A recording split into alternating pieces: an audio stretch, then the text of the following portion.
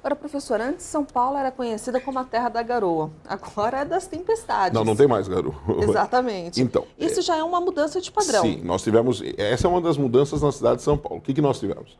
A cidade de São Paulo hoje é mais quente do que há 60, 70 anos atrás. Chove mais na cidade. Na parte central da cidade, o índice pluviométrico da cidade aumentou. Tivemos uma mudança, né, com o desaparecimento da garoa, que era a marca de São Paulo. Você falava antigamente, a garoa era o registro de São Paulo, era a identidade, né, paulistana. Hoje ela desapareceu das áreas centrais. Nós, na parte central, tínhamos neblina. Aqui nessa parte onde nós estamos, era muito comum. Hoje desapareceu também isso. Nós temos hoje, para você ter uma ideia, há estudos feitos em cima disso, estudos muito sérios, de um bairro para outro, chega a variar no mesmo instante a temperatura dentro da cidade em até 12 graus. Então eu posso 12 graus. Eu posso ter um bairro com 20 e outro bairro com 32 graus de temperatura. Então, no mesmo instante. Isso está relacionado com a falta de árvores? Isso está relacionado, é um fenômeno chamado ilhas de calor que nós temos. Você tem algumas áreas da cidade que são muito quentes. Isso está relacionado ao processo de construção, asfalto, concreto, mudança do albedo, que é o índice de reflexão que você tem, né, da radiação. Você tem a falta de área verde, que melhorou nos últimos anos. Melhorou, mas ainda é muito longe, aquém das necessidades e do que se recomenda para São Paulo, né, para uma cidade. Então, tudo isso criou uma nova realidade ambiental, que nós temos que nos adaptar a ela, essa que é a realidade, e tentar solucionar. Professor, existem algumas iniciativas interessantes. Existe uma cidade, por exemplo, fora do país, que acabou pintando o teto das casas, dos prédios de branco para refletir o calor do sol, que foi uma medida que ajudou a atenuar o aumento da temperatura naquela localidade. Aqui em São Paulo, o senhor acha que isso resolveria alguma coisa? Não, existem, na Alemanha principalmente, existem várias cidades com iniciativas ecológicas em termos de amenizar.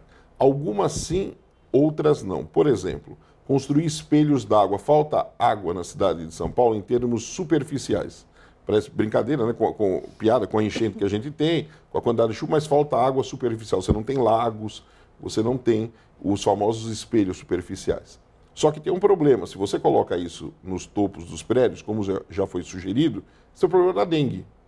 Você cria, porque são espelhos baixos, você vai criar reservatórios de mosquitos. Então, isso está furado. Mas criar jardins, por exemplo, teto verde, isso é uma medida que vem sendo difundida em vários lugares. Aqui ainda você tem um ou outro caso experimental. Porque o custo ainda é muito alto. Muito caro, muito caro.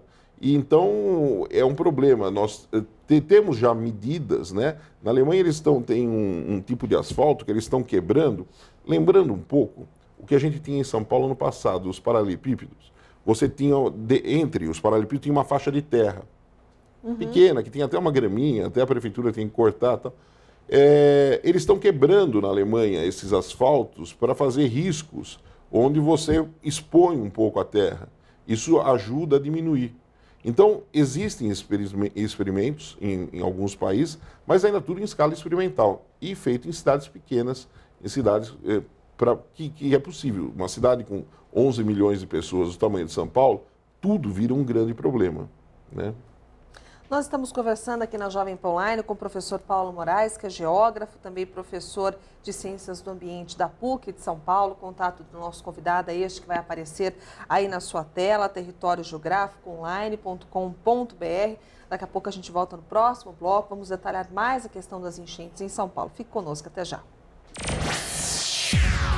Jovem Pan Online, Pan Rádio, com imagem. Online.